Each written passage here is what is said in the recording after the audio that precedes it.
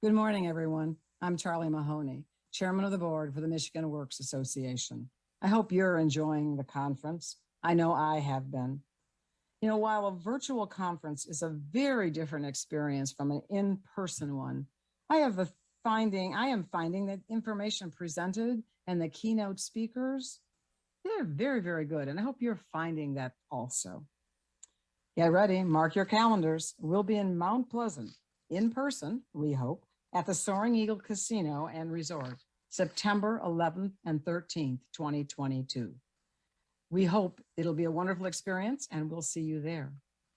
It's time now. I want to recognize our new association CEO, Ryan Hunt, and the entire Michigan Works Association team, Christine, Jeff, Kara, Kim, and Steph, for their leadership and their vision and the tremendous amount of work and effort that went into making this event successful.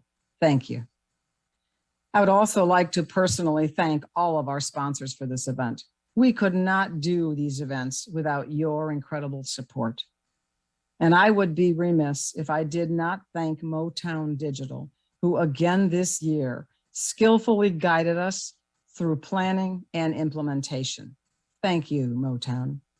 And last, but as they say, not least, thanks to each of you, Michigan Works Agency staff, board members, businesses, education partners, state and local workforce leaders for taking time out of your day to join us in attending this event.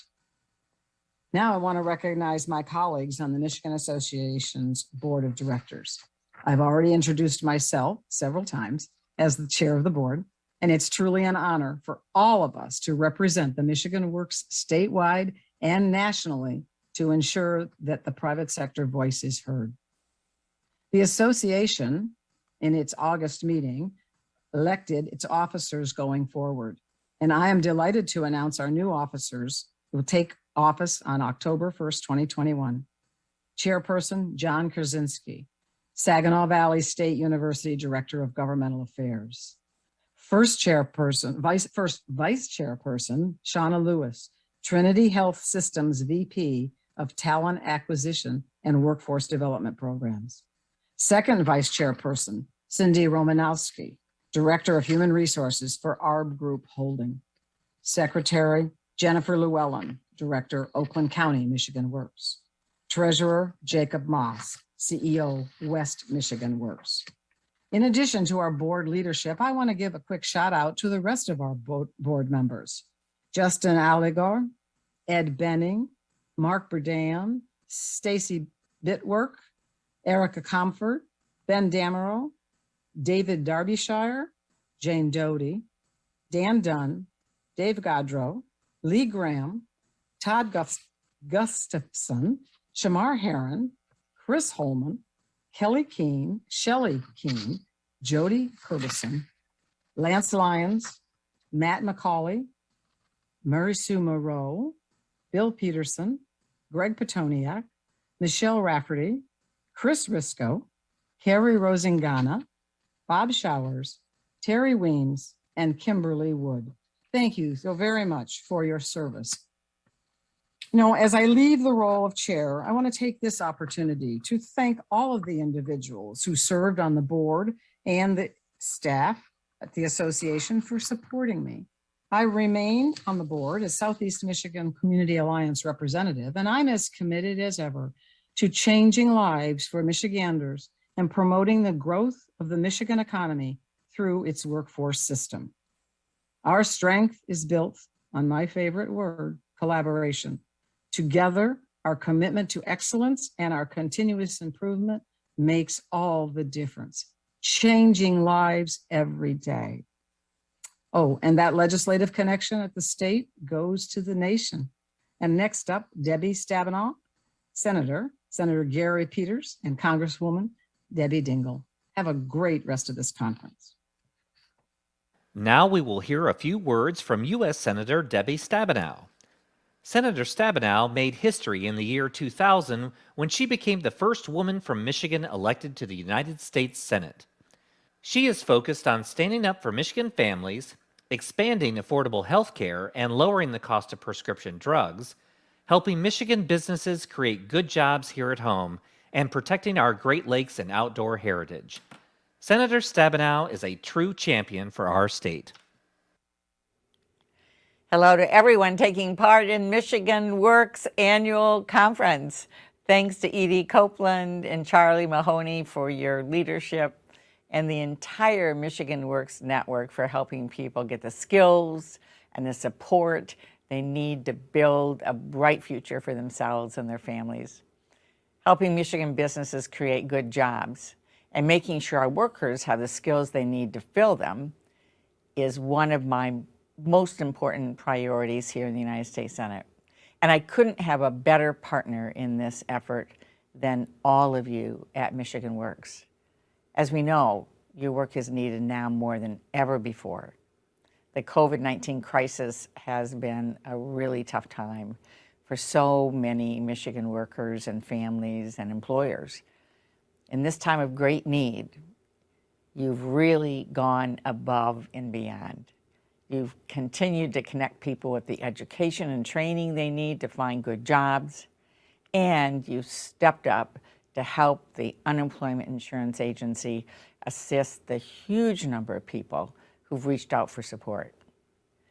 As we move forward, I look forward to continuing our work together because your work matters. Your work matters to families. Your work matters to businesses.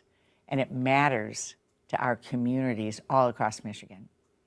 Every day, you're changing people's lives for the better and keeping our economy moving. Thanks again for your great work, and enjoy the rest of this year's conference. We will now hear a special message from Senator Gary Peters. Senator Gary Peters has been honored to represent the state of Michigan in the U.S. Senate since 2015. He has focused on uniting our communities by fighting for the things we all agree on: a stronger economy, good-paying jobs, affordable health care, a secure retirement, and an opportunity for everyone to succeed. Senator Peters knows there are many paths to a good-paying job in Michigan beyond the traditional four-year college degree. Michigan's manufacturing and auto industries depend on skilled trade workers, and Senator Peters wants to ensure our education system is designed to produce this workforce and create a pipeline of talent. Hello, I'm Senator Gary Peters, and thank you for having me at this year's annual Michigan Works Conference. First of all, I want to commend all of you for your hard work and dedication to the people in our state, especially during this pandemic. Because of you, Michiganders who found themselves unemployed through no fault of their own were still able to grow their skill sets, find new jobs, and get back on their feet. You've also played a vital role in helping local employers meet their needs, which is critical to ongoing efforts to closing the skills gap and ensuring that our businesses can find workers who have the skills needed. You understand that education is critical to building a robust and resilient workforce, and Michigan Works programs across the state continue to find new ways to ensure a diverse, skilled workforce is being trained. And I'm working to ensure our education system supports all pathways to good-paying jobs in Michigan. I was proud to pass legislation into law that expanded career and technical education opportunities by improving awareness and training for high school counselors, along with legislation that increased apprenticeship opportunities for our veterans. I'm also proud to support the Jobs Act, which would make Pell Grants available to those who seek to enroll in shorter-term education or training programs leading to certificates. And I'm going to continue supporting efforts in the Senate to strengthen workforce development programs, quality registered apprenticeships, and CTE programs. I've said it time and time again, Michigan has the best workers in the world, and I remain committed to working alongside you to ensure you have the resources and the support that you need to continue the extraordinarily important work that you do every day. Thank you again, and enjoy the conference. We will now hear a special greeting from U.S. Representative Debbie Dingle. Representative Dingle represents the 12th District of Michigan in the U.S. House of Representatives. Before being elected to Congress, Representative Dingle was the chair of the Wayne State University Board of Governors. An active civic and community leader, she is a recognized national advocate for women and children. She has led several efforts and initiatives related to young people and education stemming from her role as a Wayne State University governor and co-chair of the Children's Leadership Council, a business-led advocacy group that promotes investment in early childhood education. Much of her recent work has been focused on ethical issues and social responsibility as they relate to government and business. Hi, I'm Congresswoman Debbie Dingle, and I can't tell you how honored and happy I am to be able to speak at your annual conference today. I love Michigan Works, and I look forward to this every year. Someday, we might even be back in person. The work that the Michigan Works Network accomplishes is second to none. From assisting job seekers and employers across the state to strengthening the workforce every single day, the work you do changes lives. It's especially important right now as so many businesses and families continue to face challenges during this pandemic. What you do is something that you should be proud of. Michigan Works is integral to the economic recovery of our state as you help job seekers retrain and get new skills for new careers and assist employers in finding the talent that they need to be successful. Michigan has one of the strongest workforce development systems in the nation, and that is because of your hard work and dedication. I know there is a continued need for workforce development funding, and I will continue to do everything I can to make sure that it's there. But I really want to thank all of you for what you do to help hardworking Michiganders, how you help people find jobs and businesses find people to work for them.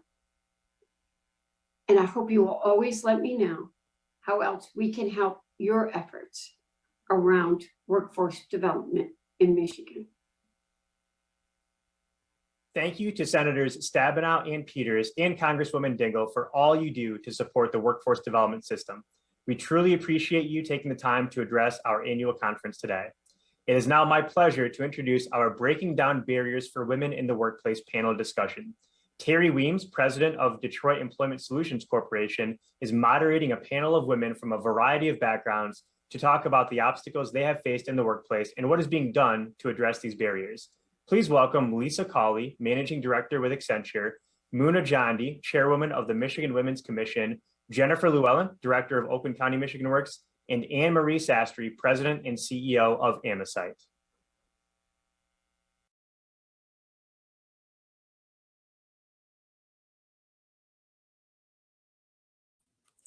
Good morning, everyone. I am Terri Weems, President of Detroit Employment Solutions Corporation, and I would like to welcome you to today's panel discussion entitled Breaking Down Barriers for Women in the Workplace. This panel discussion is being recorded and made available for those who were not able to attend today. Before we begin our discussion, let me introduce our panel members. Lisa Cawley is a seasoned public sector consultant with over 20 years of experience working across state, local, higher education, and nonprofit clients. The theme among all of Lisa's work is her interest in helping public sector clients solve difficult problems using innovative and creative solutions. She is a managing director with Accenture, based in Detroit, and her current role is the Michigan Public Service Account Lead, where she is responsible for managing the service delivery and client relationships within her portfolio of clients. Cawley is the co-chair of the Anti-Racism Task Force for Accenture's Michigan practice, the sponsor for her office's LGBTQ+ Employee Resource Group, and she started the Women's Managing Director Group for the Michigan practice. Welcome, Lisa. Thank you. Muna Jondy currently serves as the chairwoman of the Michigan Women's Commission.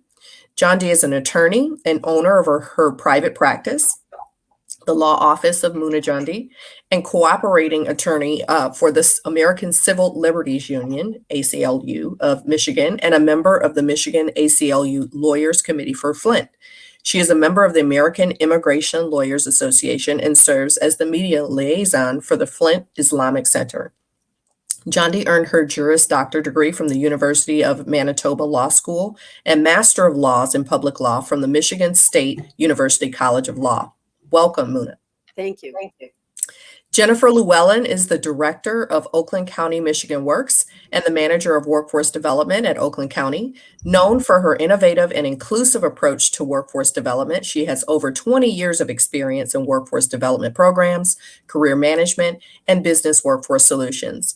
She is responsible for the oversight and coordination of over 40 federal, state, and local job training programs totaling $18 million annually.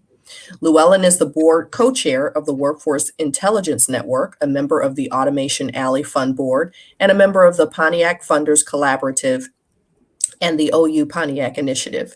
She earned a bachelor's degree in human resource development from Oakland University, is a certified career development facilitator, and a certified business solutions professional. Welcome, Jennifer.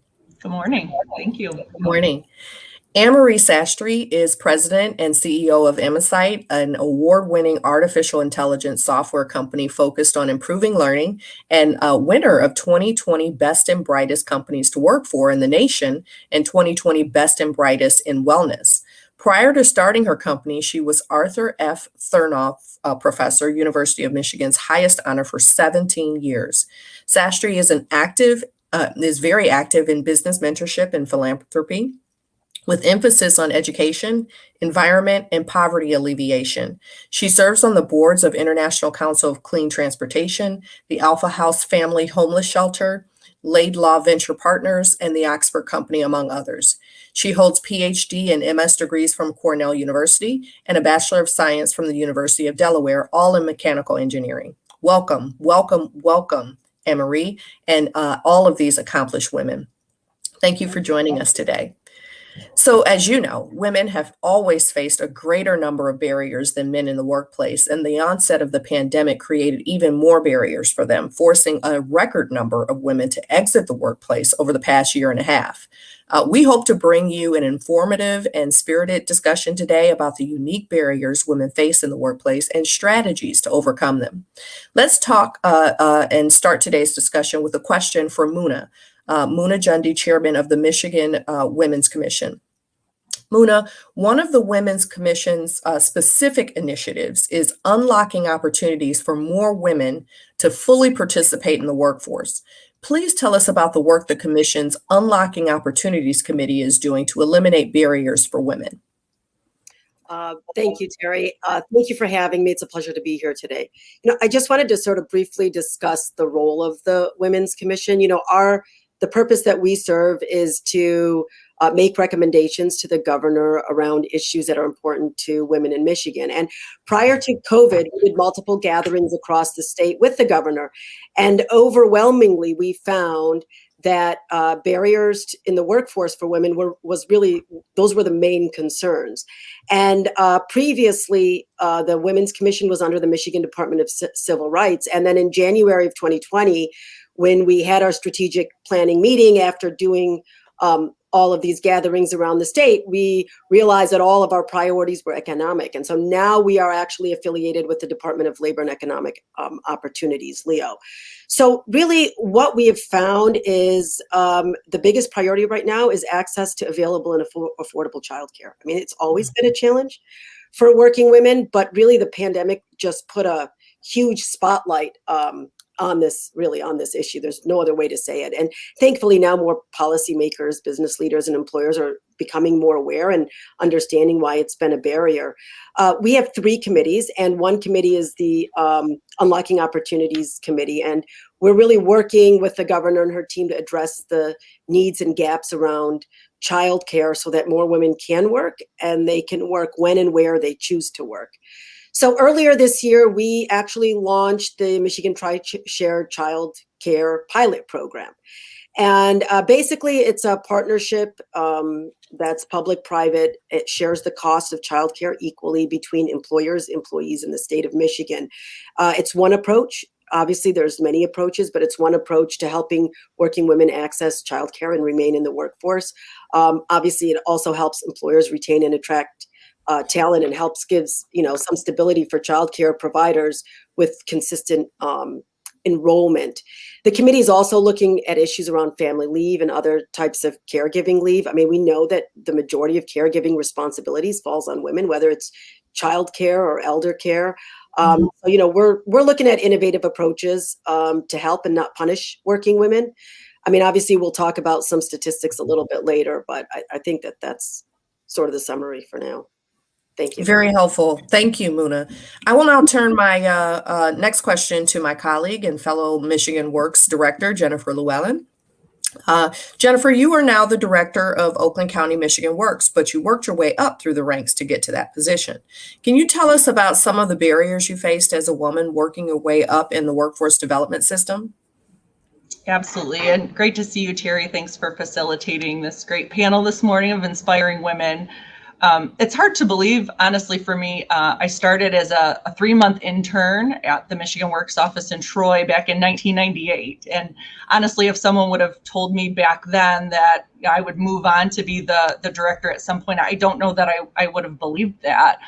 And it was a great opportunity to learn all of the programs and all the resources and make my way up. I volunteered for a lot of different opportunities, which I think helped with the progression of my career. But, one of the most significant barriers for me was, a specific instance comes to mind. I was interviewing for a promotion. I was about 23 years old at the time, recently married, no children. And the gentleman that I was interviewing with said to me, I'd really like to hire you for this position, but it's not in my best interest to hire someone who is recently married and hasn't had children yet. And you're only going to stay for a couple of years and then you're going to leave. And, as a young female, I didn't know how to respond to that. Now later in my career, I think I'm more confident that I could have responded to that in a different way. But I think I responded that right now the career was my priority and that it was my intention to stay focused on my career. And that was, I think that was what I said, but I was so frazzled by that moment. But honestly, it was a pivotal moment for me to say, you know what, I can balance a career and be a mother. And I really took that as a learning lesson to align myself with other working career women, and have also tried to serve that role to other young women who are career women that are trying to balance childcare and a family and a significant other and children. So, childcare was definitely a barrier for me, being taken seriously as a young woman in a leadership role. There was another story where I was going into a meeting and a gentleman asked if I would get the coffee until the director got there. So I did, and I came back and said, "Hi, I'm Jennifer. I'm the director." So, obviously being a young woman in a leadership role has its challenges, but there's so many great opportunities as well. I am slightly appalled by some of that, but not surprised. I think many women have had that experience. Fortunately, there are other experiences out there. Just briefly, I was 6 months pregnant with my third child, and my partner asked if I was interested in an opportunity to live overseas for 2 years. So that was the opposite example of that. So, but you're right, Jennifer, that does happen. I'm going to turn to Lisa Cawley, Managing Director with Accenture, for our next question. Lisa, what is Accenture doing specifically to get women back into the workforce? Thank you, Terri. It's good to see you. It's been a while. It's good to see everybody else on this panel. And Jennifer, I think we all know if you'd had that question, we're just going to call Muna and say, "Hey, Muna, we need you to go talk to this guy." So, Exactly. right? So from an Accenture standpoint, and what I love about this panel too is we've got all these different perspectives about workforce, and so we've got folks like me who represent large employers, and we are a global technology firm, so we need certain skill sets. And I think also what we've seen in conjunction with the sort of impacts of COVID, of losing a lot of women in the workforce, which, for a lot of us who've been working in corporate America, trying to get to certain levels and then sort of seeing some of that fall off, that feels like a pretty big loss. So we're all incentivized to try and, claw that back as best we can. I also think we've seen a fundamental shift in how the economy works and the kind of skills that are needed, right? So if it was a little bit digital last time, it's a whole lot digital now, right? I mean, I don't go to the grocery store as often as I used to because I don't have to, right? Or I do so much more is happening through technology than it was before. And there's a whole bunch of skill sets that are really needed in the market to continue to support companies in that. So a couple of things to talk about what Accenture's doing. I think you can kind of put it in a couple of buckets, but one is just internally. So, and I think this is really important when we talk about companies as responsible stewards to our community. We have a responsibility to stakeholders, shareholders, and our communities. Is around, it starts at the top. So our CEO, who's now the global CEO, she started as a North America CEO, basically put publicly accountability measures in place for Accenture to be, gender equal. So by 2020, the goal was we would have 50% men, 50% women. We've met that goal. And at the leadership level where I am, the goal was 25%, and we are definitely making our ways through that. This last year, we've seen unprecedented promotions of women. So we are putting our money where our mouth is. We are holding ourselves publicly accountable to these. So I think that's one of the really important things. Yeah, I will also say, Muna, when you're talking about what the Women's Commission is working on about, during COVID, and I think this is also the way companies can be contributing, is what you said. We had a partnership with Bright Horizons to help with all the families who had kids who were like running around doing Zoom calls with us, right? And, we had, and that has actually continued, right? So that wasn't kind of a one-time thing. Now it's embedded into our culture, and we all understand that we need that continued support. So internally, we have those expectations. Internally, we're holding ourselves accountable, and we're also holding ourselves accountable publicly to those. Same thing, after the George Floyd murder, we came out and we said, here's where we are, here's where we want to be, and we will be, we publicly hold ourselves accountable to that. So I would say internally, we've got a real commitment to gender equity, racial and ethnic diversity, inclusion. Externally, one of the things that we recently launched is called the Future of You. And this is specific to getting women back in the workforce and specific to a digital economy. So it's essentially an ecosystem-based platform that anybody can go and apply for an open role. And we are using our partnerships with organizations like the Moms Project, like Better Up, like Pluralsight and Guide, to create opportunities for people to get skilling, and they're paid while they're getting skilled. So this is also, when we talk about barriers, I have to go get skilling and I can't afford to do that, or I have to keep my job or whatever. So we are covering the cost of that through the partnerships we have with our employers.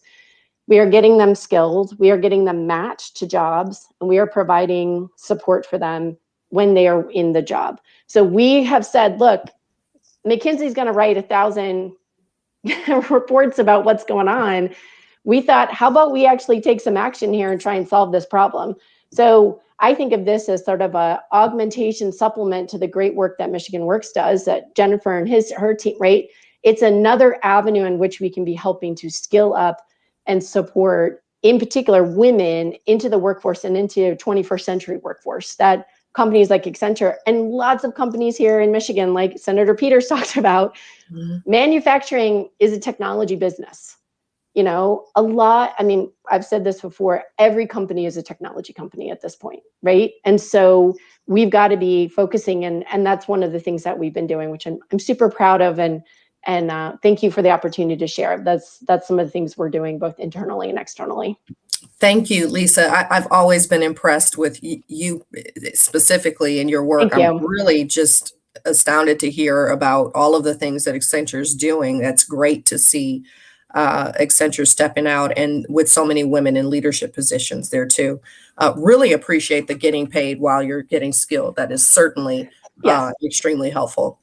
We'll turn to Marie Sastry, President and CEO of Amicite, for the next question. Marie, you started your very own, very successful company and held a highly coveted professorship at the University of Michigan. Great progress has been made in getting more women in highly visible leadership positions, but many career fields remain still male-dominated. What do you believe needs to be done to continue to make progress in this area? Thank you, Terri, and thank you everyone else for your amazing comments and all the amazing work you do. I think we've all experienced our fair share of inequitable behaviors and barriers, but there is a bright light. I would divide my comments into three buckets. Sort of, the first one is cultivation. I hear all the time that talent is distributed equally, and so we expect to have equity in the talent pools. That misses a key point, which is that talent is cultivated. So my first comment is really about cultivation of talent. We have most of society, and even the people on this panel, we all have unconscious biases. And we have most of society not understanding or not acknowledging that talent is cultivated. So you have to really commit to cultivating the talents you see in people in order to produce equitable environments. At our company, Amesite, we're half and half, women and men. We're nearly half and half, women in leadership and men in leadership. We have a very healthy, in fact, more than the quote unquote available pool for underrepresented groups.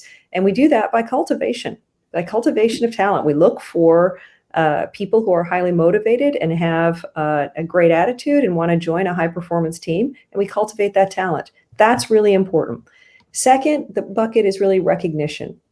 And when we see good things happening, we have to check ourselves and say, are we recognizing not only the talented people, but also the realities of their lives? Are we encouraging people to have pictures of their kids on the desk? Are we saying, yes, go pick up brownies for scouts? Are we encouraging those behaviors? Recognizing not only the professional, but also the personal is very important. Our company is a training company, so obviously we walk the talk. We work very hard to walk the talk and ask ourselves and ask our colleagues, how was your weekend? What did you have to do? How's your family? How are your parents doing? How's your community event? Trying to make sure that you recognize the whole person and normalize that. The third bucket is really institutionalization. We have CSR reports. We have ESG reports. It's important that we read those out loud together at an all-hands meeting and communicate that those metrics matter. It's important that they wend their way into board slides, into public disclosures. Amicite is a publicly traded company. We're on the NASDAQ. And we take great care in making sure that we communicate our values, not only to our shareholders and our employees, our board members, but to the public. And so every time we say we're going to have a metric, it's important to look at all these registers and say, are we communicating this holistically? Because that creates accountability. Thank you, Anne-Marie. That really resonates with me, particularly that recognition piece is really important for people to understand that it's okay to take your lunch break to go to that, Valentine's Day party or whatever the case is. I hear that a lot. Especially if you're in a position of leadership. So thank you for that. We're not going to focus on questions for the entire panel, if you don't mind. So I'm going to ask the entire panel, what significant barriers have each of you faced and overcome in your careers? I heard some from Jennifer Llewellyn. I'm sure you've got plenty of stories. I'd love to hear from all of you, if you wouldn't mind.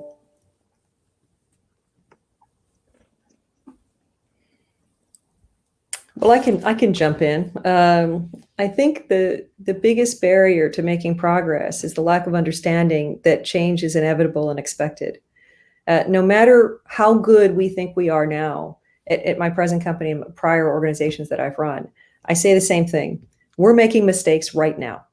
Right now, we are shutting somebody out that shouldn't be shut out. Right now, we are missing a talented person who could be cultivated and become a great leader. Right now, we're doing that. So it's important to keep our antennae up, to recognize that this is a process. It's a journey, and in getting people to have that mindset, I think, is a very important first step. And saying, hey, these are today's rules. Next year, we're going to be better at this. Next year, we're going to discover that, maybe we weren't treating somebody right. Let's figure it out. So being open to that. And I would say that unwillingness to change is a sign of an ossified organization that's probably not going to be able to grow and not going to be able to leverage talent optimally.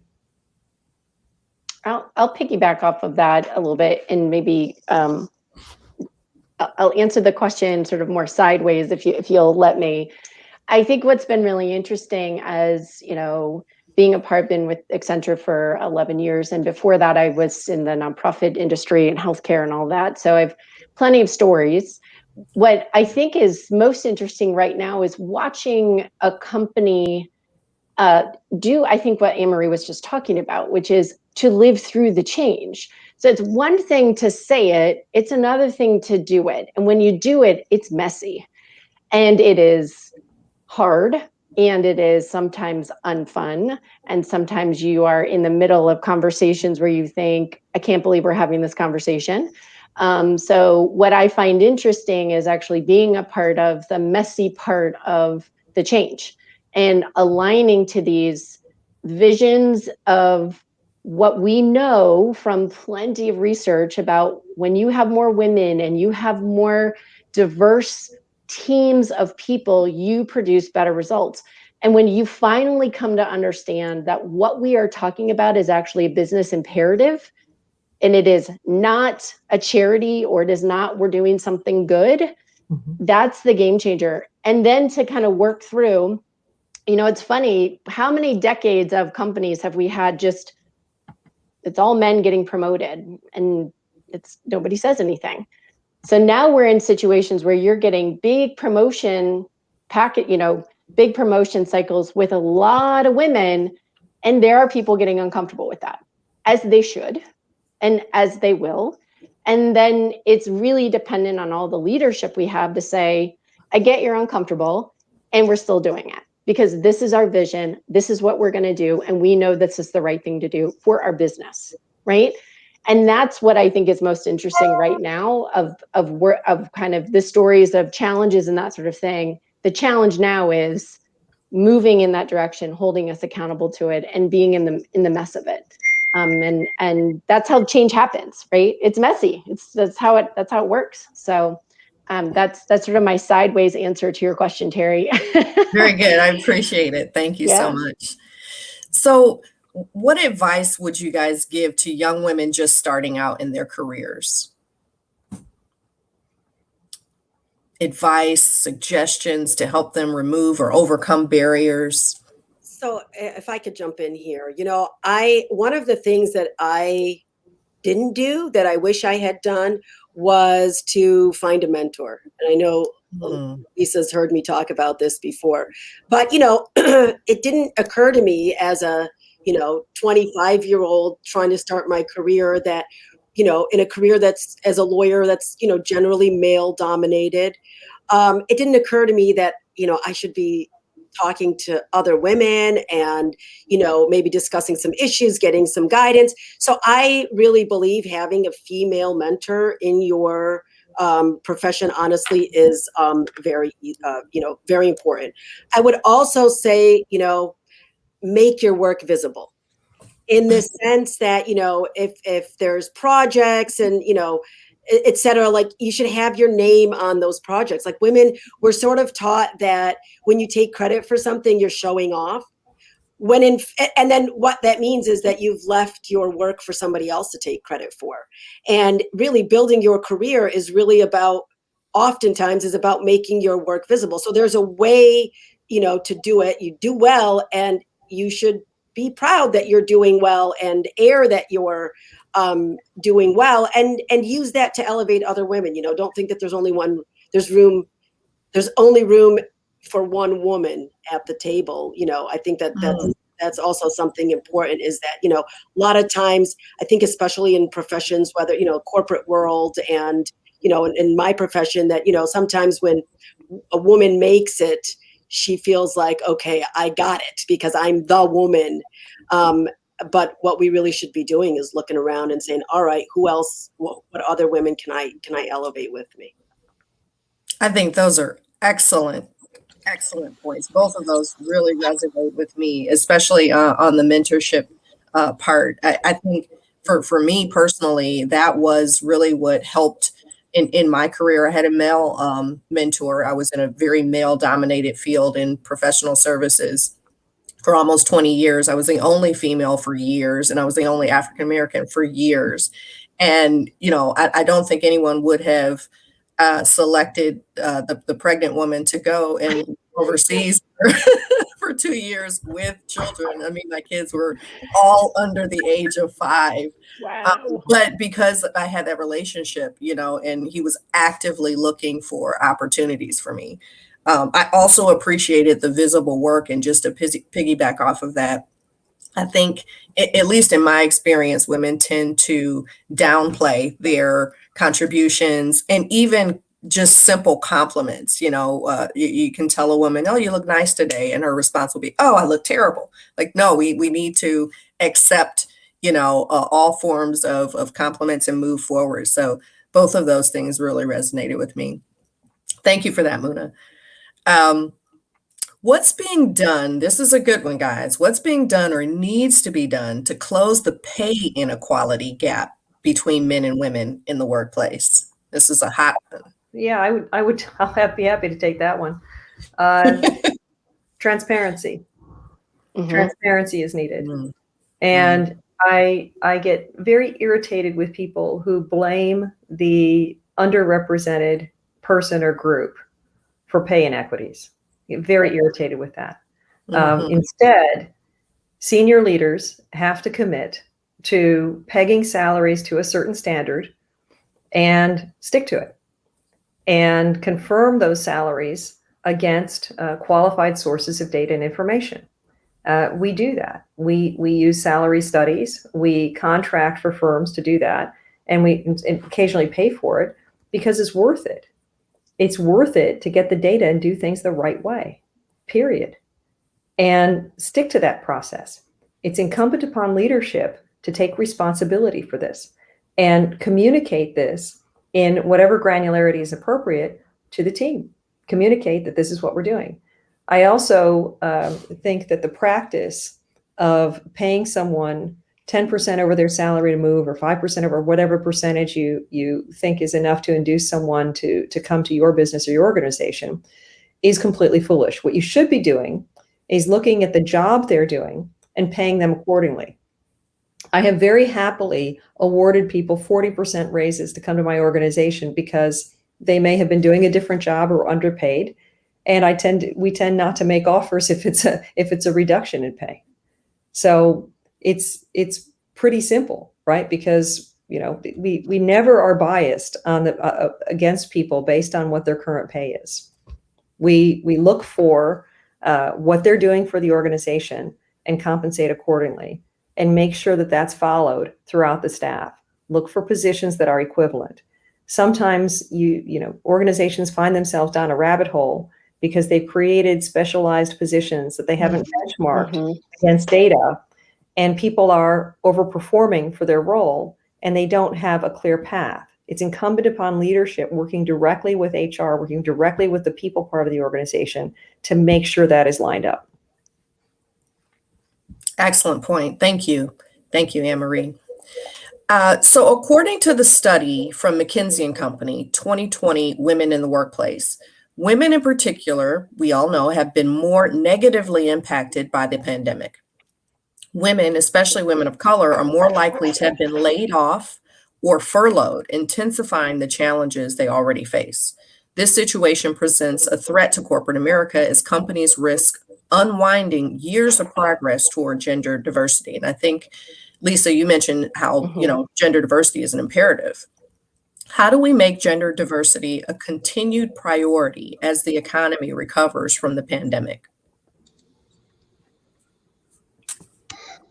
I can start. Yeah. Yeah. We've got to meet women where they are, and acknowledging that oftentimes childcare issues, K-12 education, homework for their children, the brownies for the scout meeting often fall on the women's shoulders, and acknowledging that, supporting that, encouraging that, offering, flexible options in the workforce, being very transparent about that in job postings and the interviewing process, making it part of the company culture is so critical. We were just looking at some data in Oakland County yesterday on the loss of women in the restaurant and hospitality industry, in the healthcare industry, and the pain points that those industries are really feeling. The state did a great study on the loss of women in the workforce.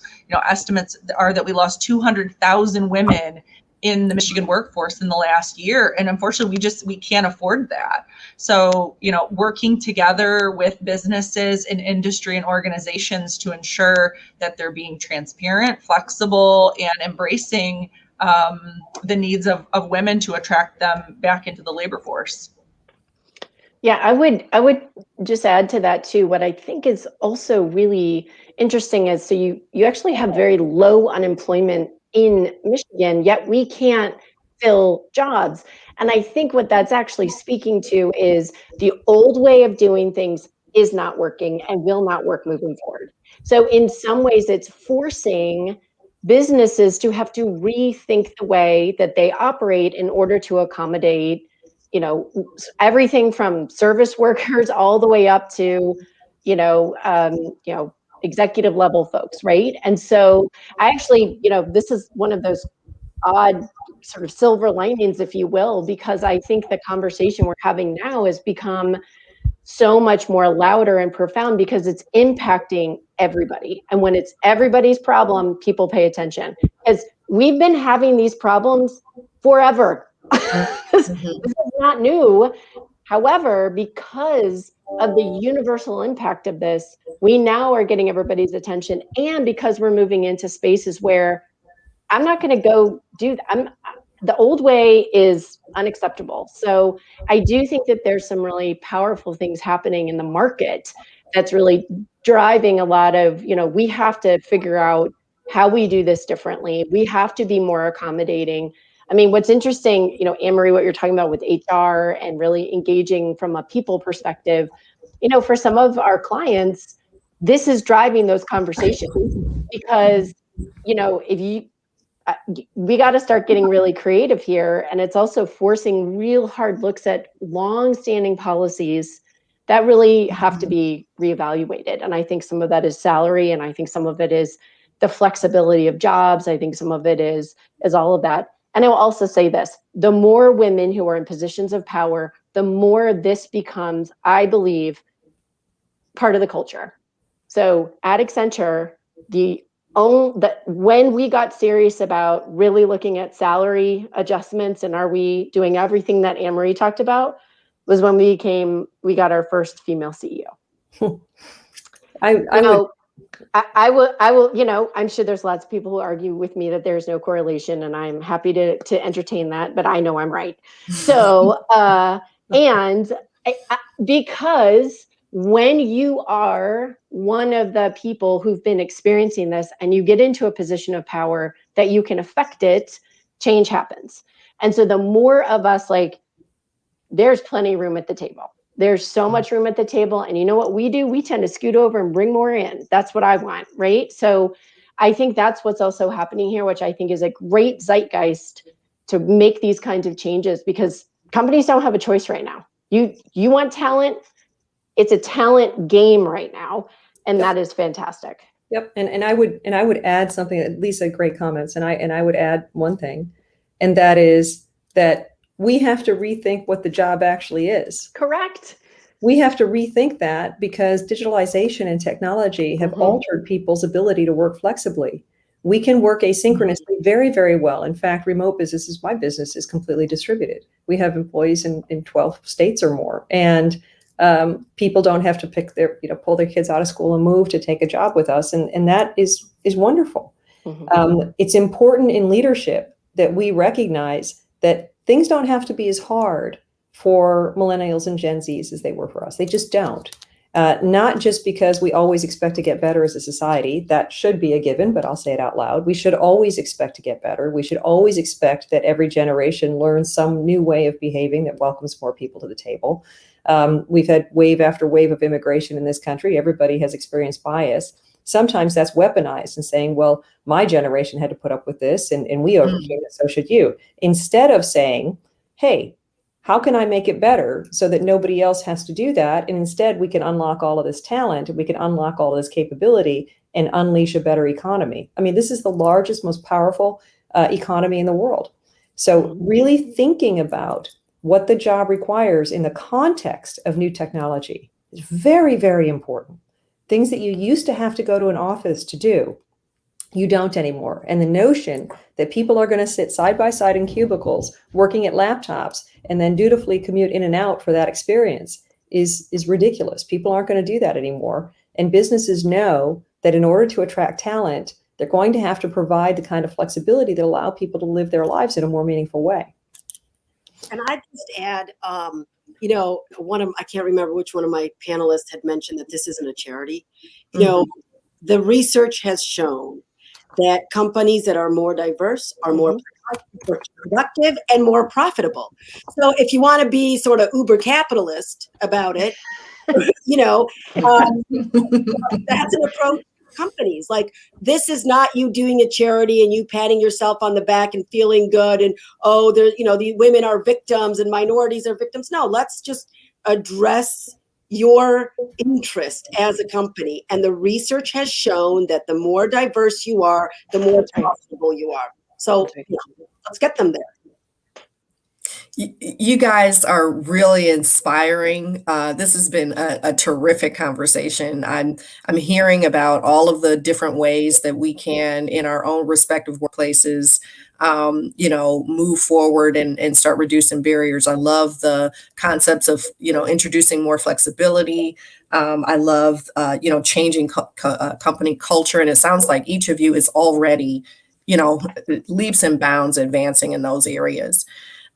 How can the Michigan Works Network be helpful to employers in breaking down barriers for women in the workplace outside of the organizations that we're a part of? Obviously, I think we're doing a lot of work in this area. How can we bring employers across the state of Michigan, with us?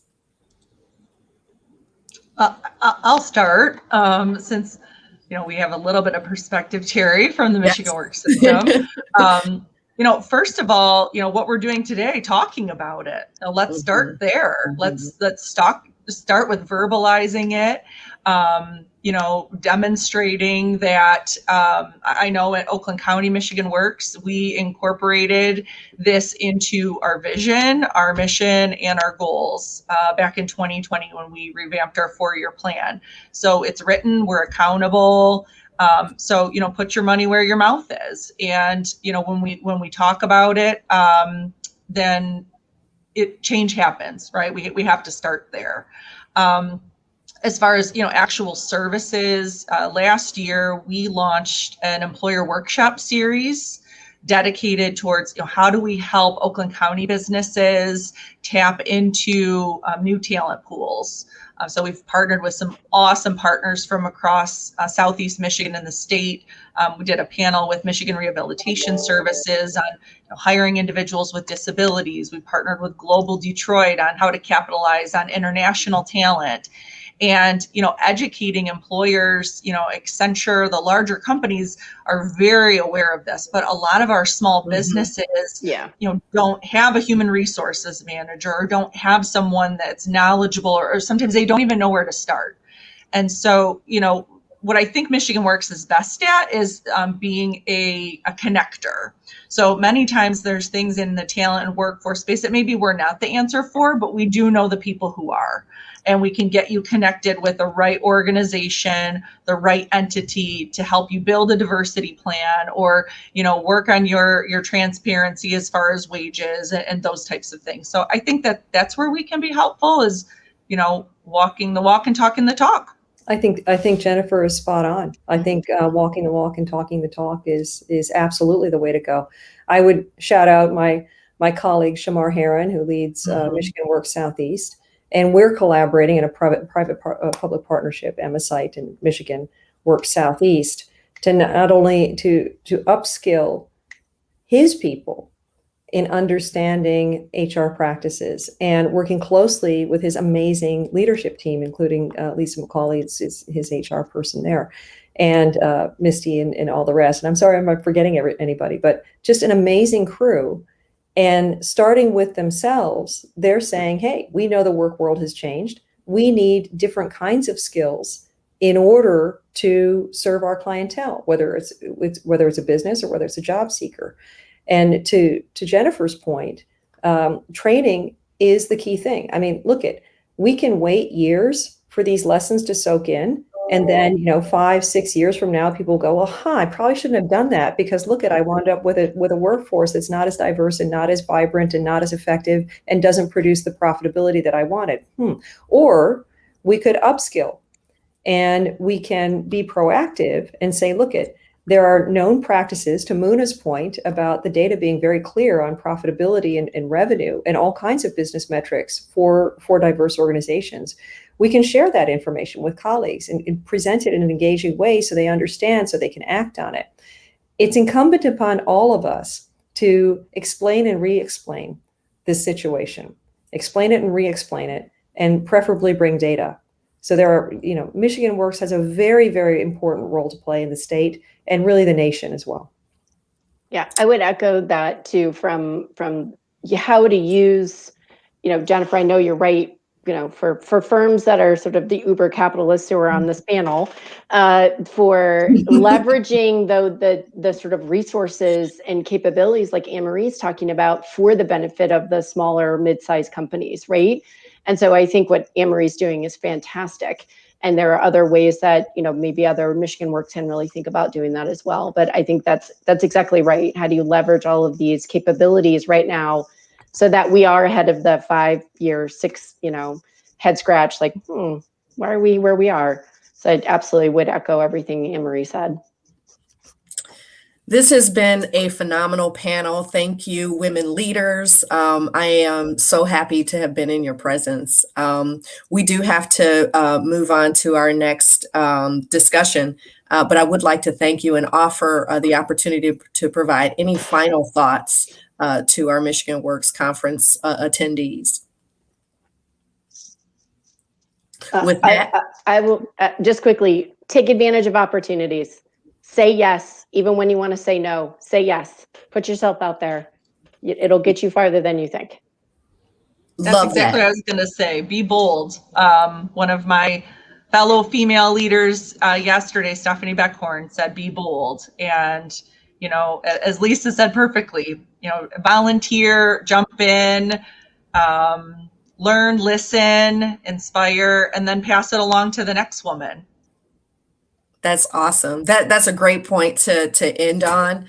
I will also say, Muna, I think you've added a word to my vocabulary. I'm going to be an uber capitalist from going forward. I found this session to be very informative. I hope that our members did as well. Thank you again for sharing your personal stories, your knowledge, and your thoughts with us today. Next up is an exhibitor networking break. Be sure to visit our virtual exhibitor booths and take a few minutes to virtually network with another conference attendee today and maybe continue this conversation. We hope you have a great conference and are enjoying the conference, and have a great day.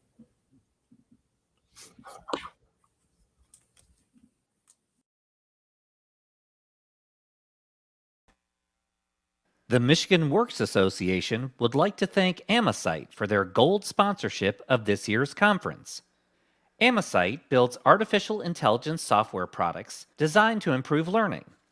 The Amicite team helps educational institutions and businesses improve learning as their technology partner, delivering a disruptive technology driven by artificial intelligence.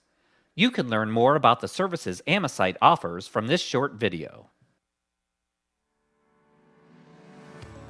Why Amesite? Amesite is improving the way the world learns by harnessing the power of AI to elevate and create engaging learning experiences, delivering world-class online learning ecosystems to businesses, universities, nonprofits, and government agencies. Learn more about how we help top organizations thrive. View our case studies below. Thank you again to our panelists for today's enlightening discussion. Our annual conference would not be possible without our exhibitors and sponsors. With that said, just a quick reminder to visit the exhibitor booths and to take a few minutes to network virtually with your colleagues. You can interact live with exhibitors in their booths, be randomly paired with another conference member for a 3-minute networking chat, or you can also privately chat with any member from the conference via the chat function. A big thank you to our exhibitors who helped make this conference possible. Thank you for attending the annual conference and have a wonderful day.